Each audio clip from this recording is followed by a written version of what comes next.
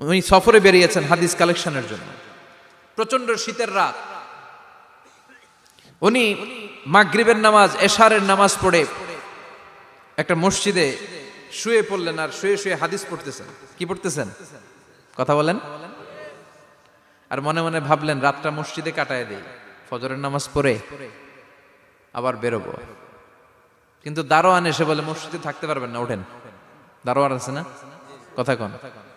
আহমদ ইবনে হাম্বল বললেন আমি শুধু রাতটা থাকতে চাই, আমি তো ফজরেরও মুসল্লি, ফজর নামাজ পড়বো তো এই মসজিদে, আমার থাকতে দাও। দারোয়ান তো দেয় না, কেন? মসজিদে থাকার জায়গা না, জান মিয়া।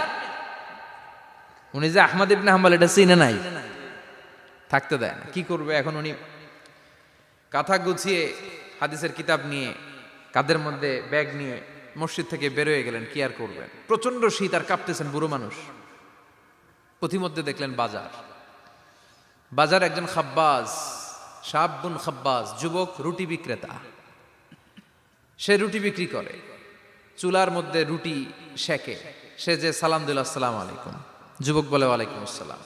আহমদ ইবনে হাম্বল বলে যুবক আমার যাওয়ার জায়গা নেই, সফরে বেরিয়েছি, খুব শীতে কষ্ট পাচ্ছি, রাতে যদি তোমার এই চুলা থেকে একটু আগুন পোহাই কোনো সমস্যা?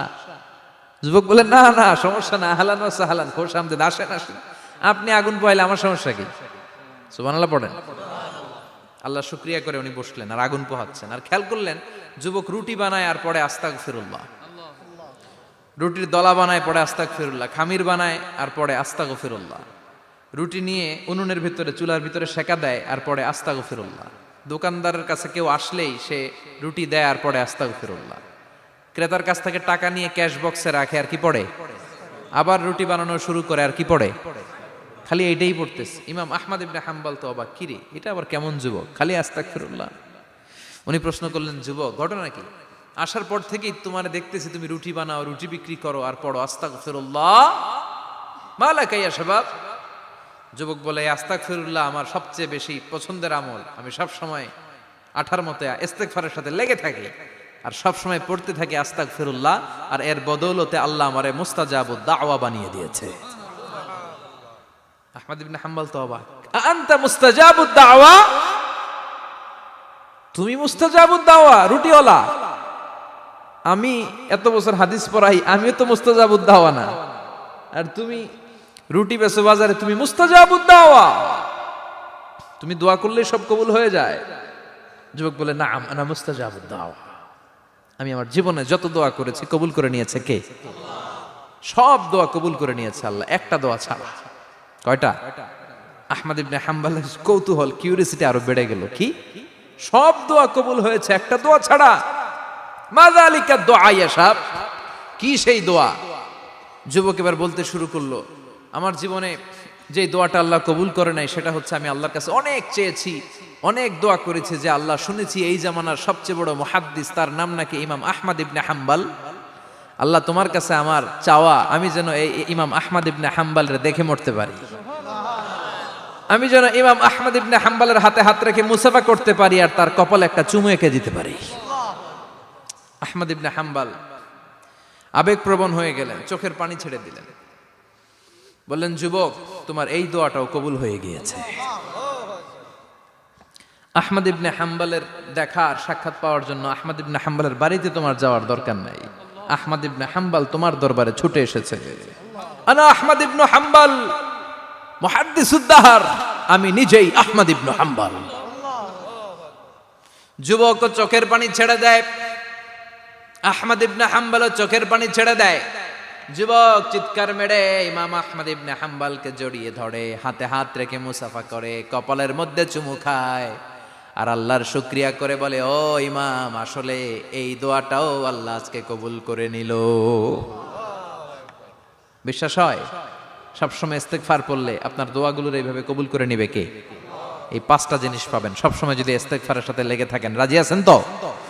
এজন্য বিশ্বনবী সব সময় নামাজে সালাম ফেরানোর পরে পড়তেন আস্তাগফিরুল্লাহ। কি পড়তেন? তিনবার পড়তেন আস্তাগফিরুল্লাহ, আস্তাগফিরুল্লাহ, আস্তাগফিরুল্লাহ। পড়তে রাজি আছেন? ইস্তেগফারের অনেকগুলো আলফাজ আছে, সবচেয়ে ছোট ইস্তেগফার হচ্ছে এটা আস্তাগফিরুল্লাহ, আস্তাগফিরুল্লাহ। আরো আছে আস্তাগফিরুল্লাহ আল্লাযী লা ইলাহা ইল্লা হুয়াল হাইয়ুল কাইয়্যুম আতুবু ইলাইহি, বিশ্বনবী বলেন এই ইস্তেগফারটা যদি কেউ পড়ে, আত-তাওয়াল্লি মিন ইয়াউমিজ যাহাফ, যুদ্ধের ময়দান থেকে পালিয়ে আসা কবিরা গুনাহ। কি গুনাহ? কাফেরদের সাথে যুদ্ধ, আমি তাগড়া যুবক, তলোয়ার নিয়ে নেমেছি, আমার দেহের এক ফোঁটা রক্ত থাকা পর্যন্ত আমি যুদ্ধ চালিয়ে যাব, আমি ফিরে আসতে পারবো না, আইনটা কার? ফিরে আসলে কবিরা গুনাহ।